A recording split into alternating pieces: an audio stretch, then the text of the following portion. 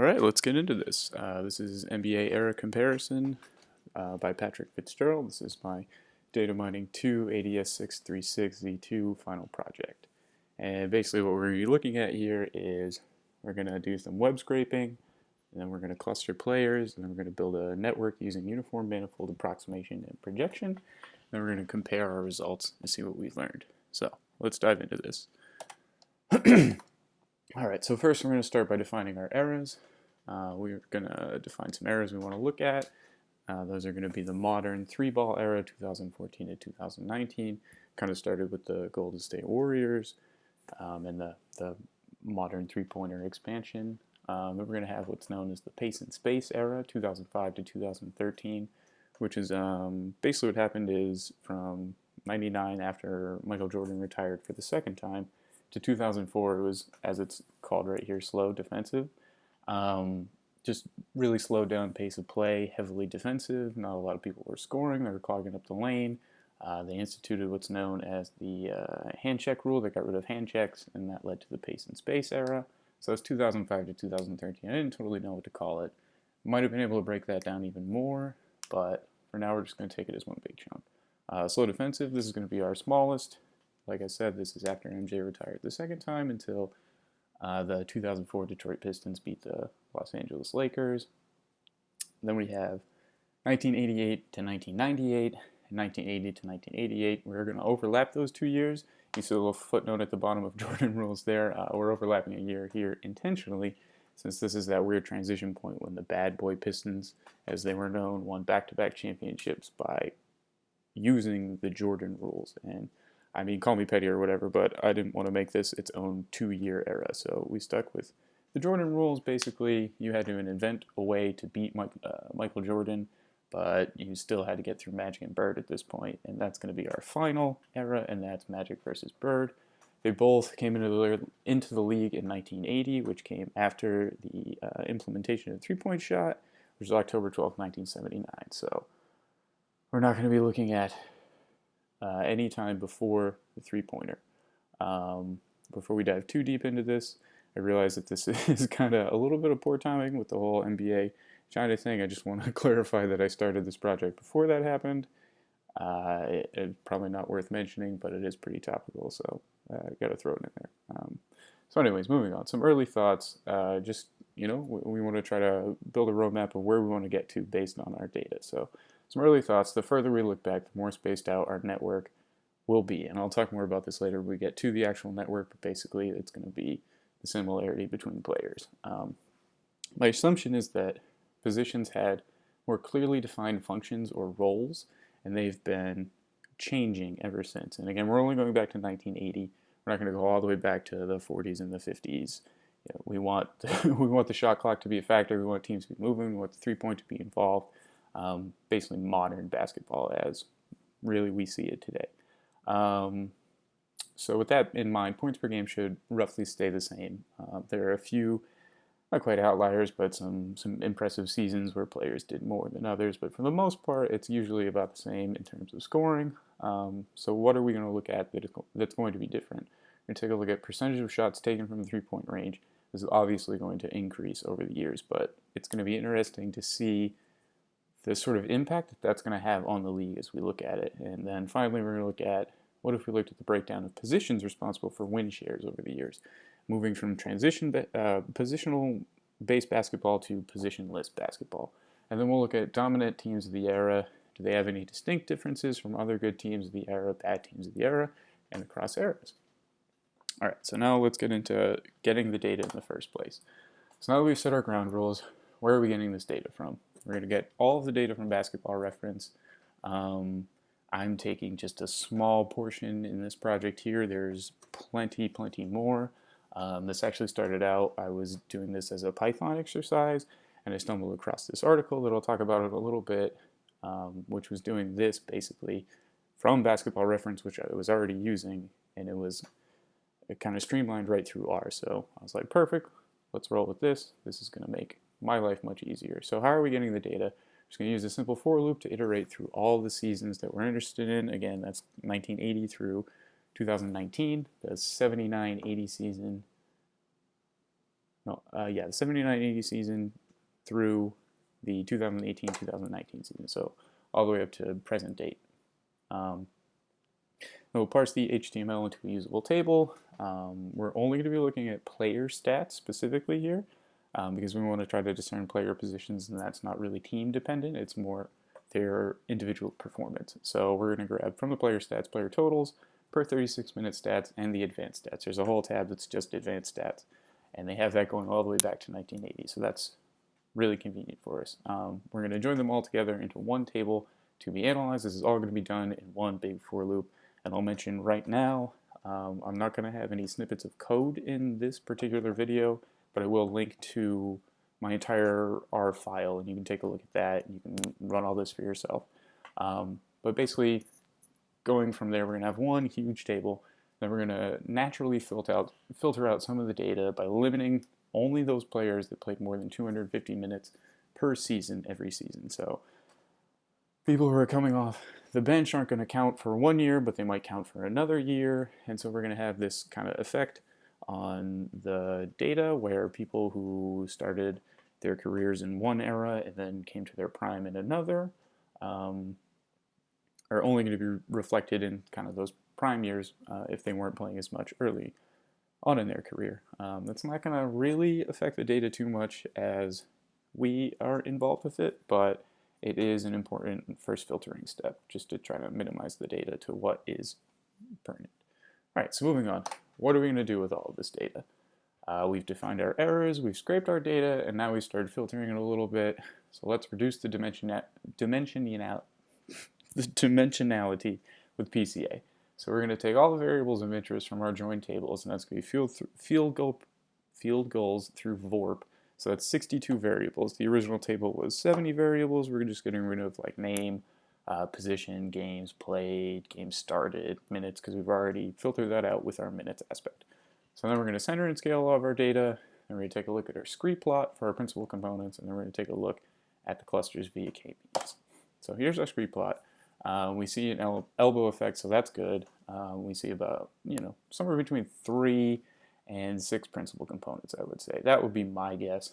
And what we're looking at here is this is actually trying to devise player positions. So what we're saying based on this scree plot is that somewhere between 3 and 6 positions are probably optimal. This is just looking at the scree plot and me making some inferences. There are normally 5 positions, so we're kind of right in the ballpark, somewhere between 3 and 5. So if we keep looking, now let's look at our principal components. Rebounding is actually much more important than I would have guessed. I would have thought this would have been extremely offensive heavy, but it looks like defensive rebounds and total rebounds are a great way to determine whether someone is, probably a big or a guard of some kind. Guards tend to not rebound, bigs tend to get those, except for a few outliers, but that's not really going to affect our data too much, especially as we transition from positionless basketball, modern basketball, back to more rudimentary basketball as we go along. Some other things that I was noticing as I was looking at this data is that various offensive metrics are also heavily favored. More basic defensive skills like steals, blocks, whereas you get kind of like field goals attempted, field goals per 36, points scored, field goals attempted, totals, you get a lot more offensive, but you do get these advanced stats, this OBPM, DBPM, OBPM, and I think DBPM right here. And that's offensive box plus minus and defensive box plus minus. And those are relatively new stats, but they're pretty informative. So they kind of take the whole stat line into account and generate just one blanket number from that. So it's good that we've included that. So now looking at our optimal clustering, it turns out that 3 is actually the optimal number of clusters, which I would not have guessed. I would guess at least 4. However, since this is specifically a plot looking at our modern NBA, this does make sense as we are eventually trying to get to the point of positionless basketball. So more players develop the same sort of skill sets, make for a more skilled group of players as a whole, and less room for explicit position roles a la positionless basketball. All right, so let's get into this network. What about a network? I said there was going to be a network. Basically, what we're going to be working with is a network wherein a connection between 2 nodes means there's a similarity. In the article I read, it was called a similarity matrix. It didn't say that that was any sort of explicit terminology. I don't know that it is, but I also don't know that it isn't. But contextually, our similarity is based on player stats. So if two players are connected in the network, then they can be considered of the same player type. So again, we're trying to get positions here. This was an award-winning topic at the MIT Sloan Sports Analytics Conference by, and I'm going to butcher this name and I apologize, but Muthu Alagapang. I'm going to try not to say that again so I don't make a fool of myself. But I don't want anyone to think that I'm out here doing some advanced topology. I found an article that I thought was cool that was related to something that I was working on, and I decided to take it and kind of twist it, warp it into something that I was more interested in than what they were doing, but kind of use it to my advantage. So, going back to my previous prediction, the further back we look in time, the more spread out the network will be. Again, we're looking at similarities based on player stats. If they're connected, then they're the same player type. The more spread out they are, the more kind of delineated they are, the more they group together into specific 5 positional roles. I'm expecting that to happen as we look further and further back. So, what do we want our network to tell us? We're going to combine everything together.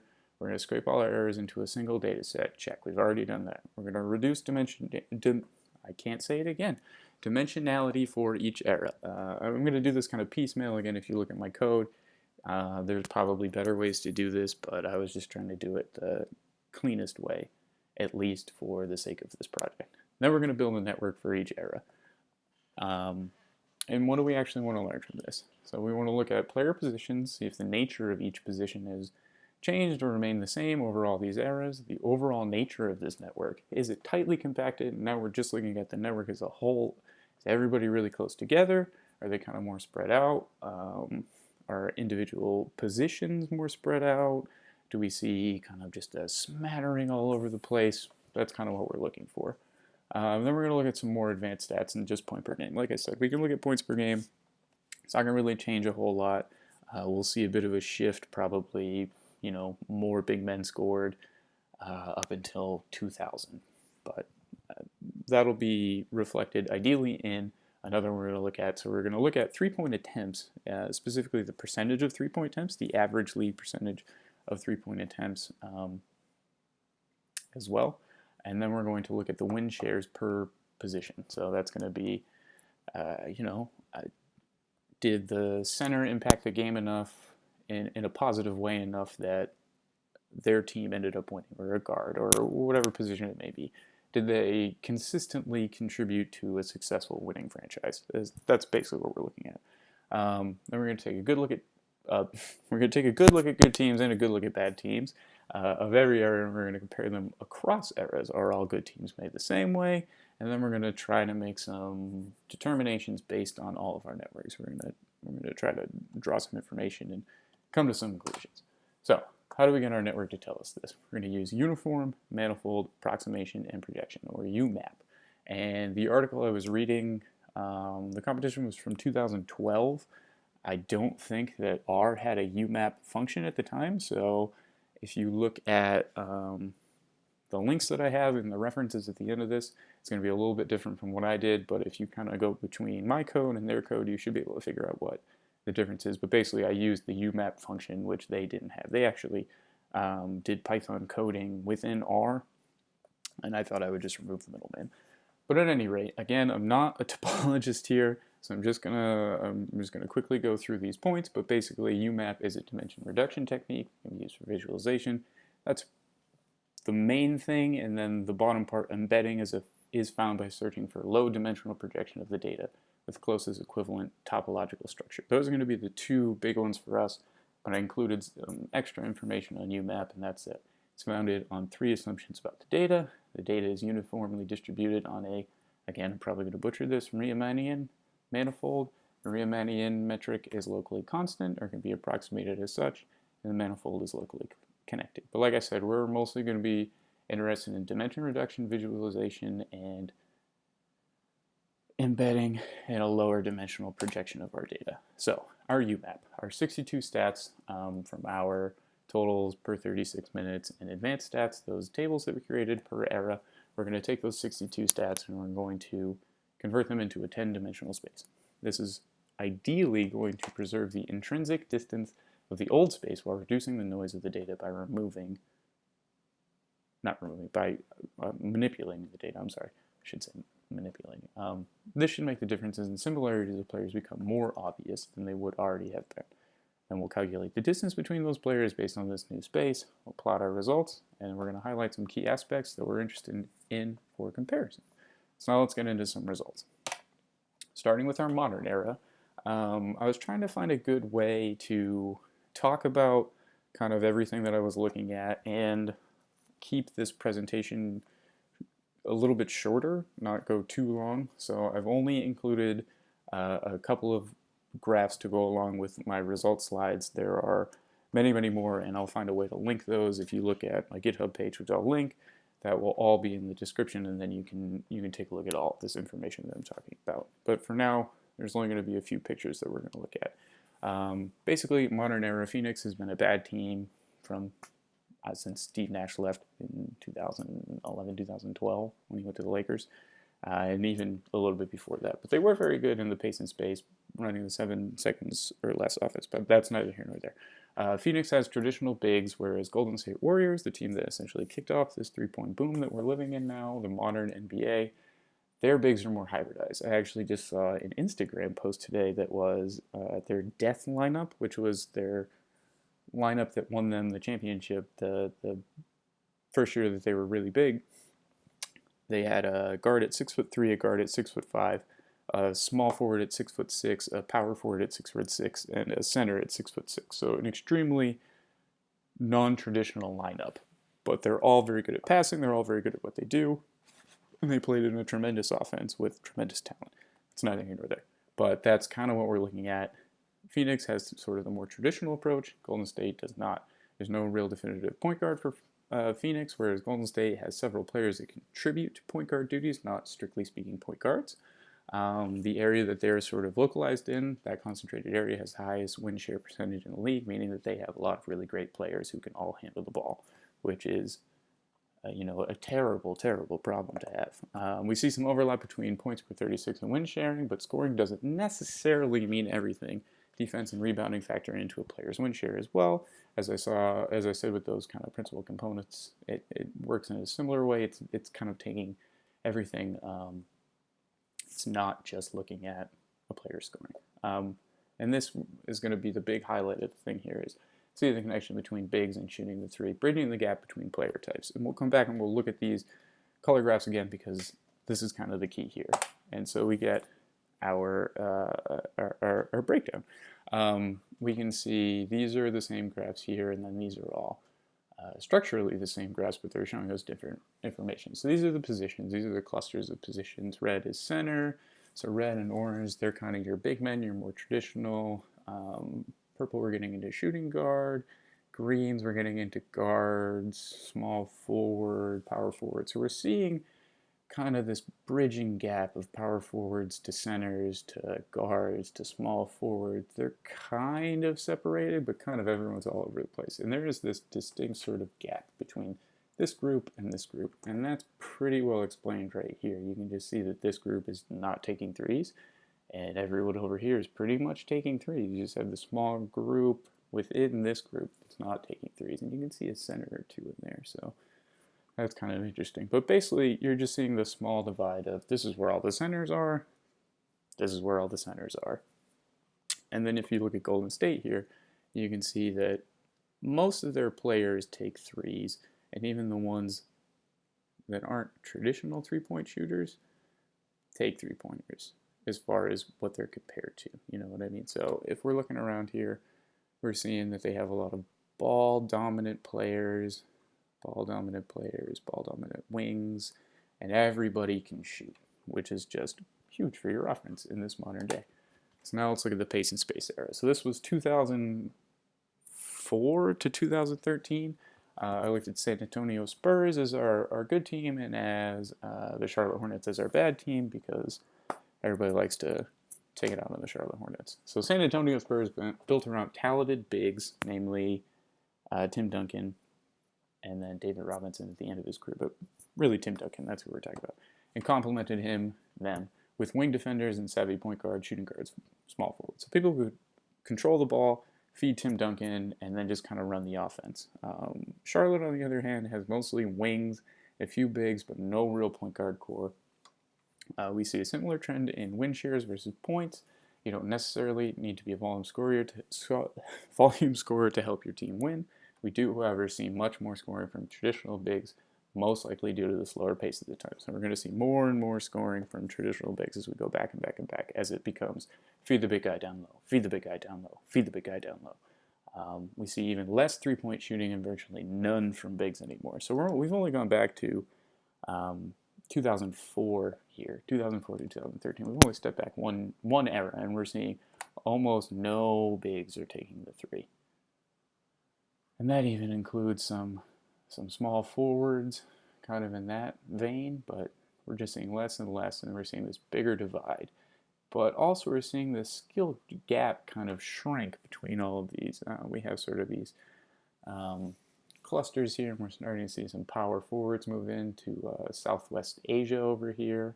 We have kind of these islands. I'll talk a little bit about these islands towards the end.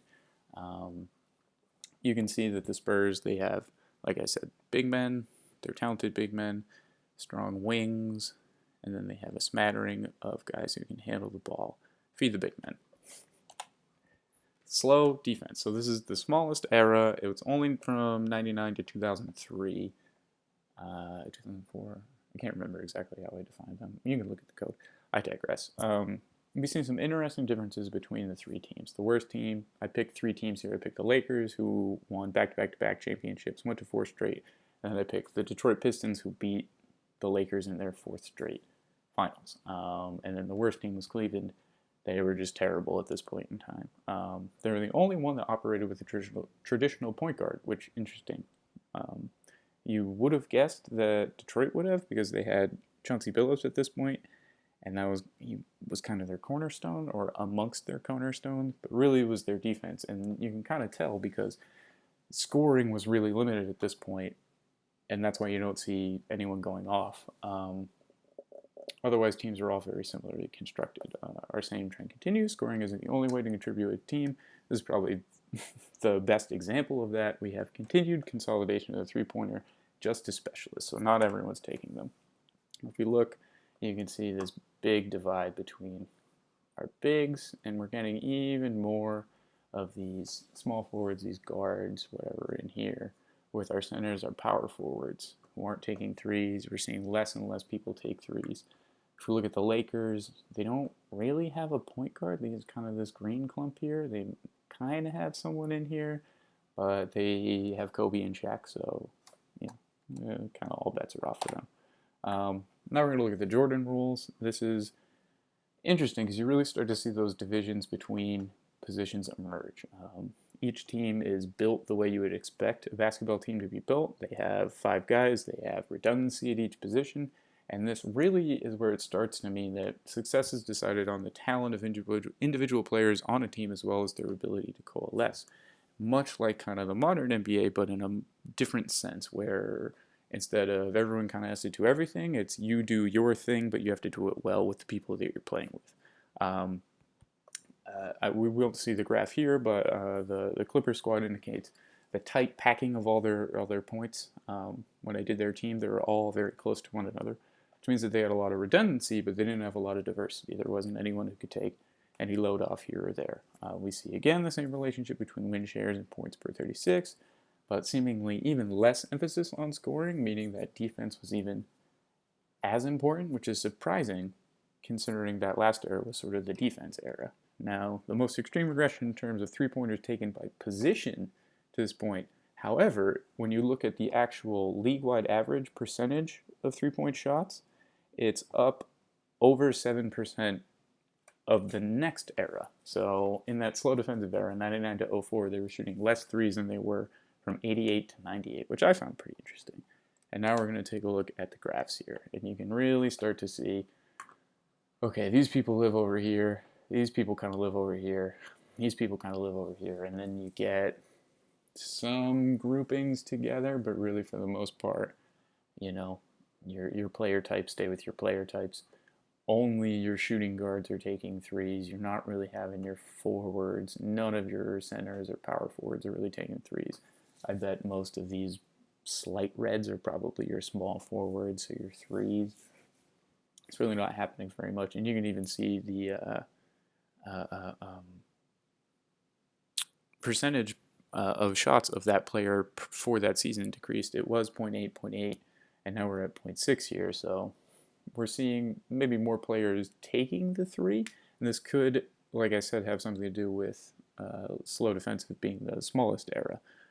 But in terms of Chicago, the top team sort of at the time, like I said, they have a lot of redundancy. So they have all these people in tight groupings, but then all the groupings are sort of separated, and they have this spine here where they have their small forwards. This is basically MJ, and then MJ, when MJ gets tired, he's always out over here, a special shooting guard. And then you have kind of the smattering over here, but again, you have sort of redundancy, and this is over a 10-year period, so this isn't just your typical 12-man roster. Now let's look at the final era that we have to look at here. That is Magic versus Bird. So 1980 through 1988, again, we have that overlap. We have an interesting island effect. So this is what I was talking about before in terms of we have these weird outliers. And my theory is that these are unicorns, and that's kind of interesting considering what I'm going to talk about in the final slide. So in an era dominated by positionality, it's Boston winning with a group of small forwards and power forwards. And this was one of the most interesting graphs that I took a look at, and we're going to look at it together in a minute here. And then we have the Los Angeles Lakers, so Magic and Bird's teams, or Bird and Magic's teams is the way I read them there, winning a strong contingent of point guards, Magic Johnson obviously, and otherwise well-dispersed lineup. And then you have Kareem Abdul-Jabbar walking 20 and 20. We see a similar tight grouping of players with the New York Knicks, which was the bad team that I took at this time, which we already saw was a problem, and here remains this one in this era. Their most unique cluster is actually comprised of scorers that did score consistently quite a lot. We're not going to take a look at that graph again. You can look at it on your own, but it didn't lead to overall win success or team success or win share. So, kind of scoring for the sake of scoring. Almost no one took threes. In fact, there are hardly even practice at this point, and that's going to be pretty immediately apparent here. Basically, just no one's taking threes. We've dropped all the way down to 0.4. It's just guards that are taking threes. So this is what I was talking about when it comes to Boston, though, and their unique sort of lineup. This is Boston 1980 through 1988. So they have good disbursement. They don't really have anyone who kind of overlaps. They have very distinct player roles. And then they have this group over here. And if we take a look, we're looking at kind of the power forward, small forward, point guard, even maybe shooting guard, some sort of hybrid there. So basically, Boston had a bunch of bigs in a core that stuck together for all of 80 through 88, basically, and then added Bill Walton, an all-time big and great passing big. And they kind of all just stuck together. So my guess is that this is probably them as an outlier out here. And this likely drove their success, strangely enough. Then if you take a look at the Lakers, they don't really have this bizarre grouping. They're equally kind of balanced and constructed, maybe a little bit more in the middle ground, but heavily point guard dominated, like I said. Likely due to Magic Johnson. Basically two sides of the same coin here. So let's look at some comparisons and kind of wrap this up. We can see the evolution of players and their skill sets over time from the color maps. So if we just go back really quickly and look at all of them, we have our modern. You can see them kind of bridging this gap. We don't really see a lot of uniqueness. They're kind of all over the place together. We're really seeing more of that spread out as we travel back in time here. We're seeing a little bit of grouping. It's starting to happen, but really we're going in the opposite direction. Now we're starting to get to, okay, we have distinct roles, and maybe there's a little bit of overlap amongst tall guys. Here we're just looking at, we're getting into extremely distinct territory with just a little bit of layover between groups here, but really not much. And then if we look at this era, it's basically you have your tall guys, you have your short guys. there's not much in the middle. Maybe you have some guys who are between tall and short, but that's not really happening all that much.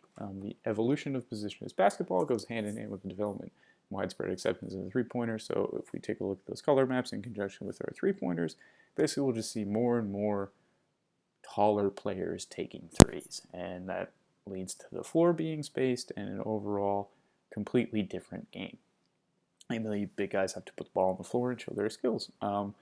This takes me to my final point, which I didn't bring up in the beginning because this is something that I had in reflection. Basically, outliers could be considered unicorns, quote unquote, and that their skill sets are unique and diverse. And over the course of the game, as more and more players become the norm, there were less unicorns. And this is what I was talking about when I said that those sort of outliers in our graphs, that those could be considered unicorns, and we saw less and less and less and less of them. From Magic versus Bird, there were a ton of them. I said basically the entire Boston core was made up of them, all the way into the modern day where really everyone can do anything at any given time.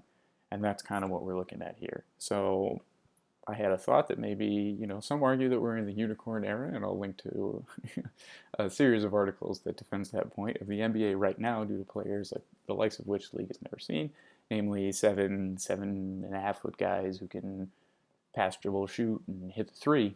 But it almost looks like unicorns, in sort of the outlier sense, are dying out as the league catches up to a more skilled base. So here are my references. Like I said, take a look at my GitHub page. If you have any questions, feel free to let me know. Thanks for listening.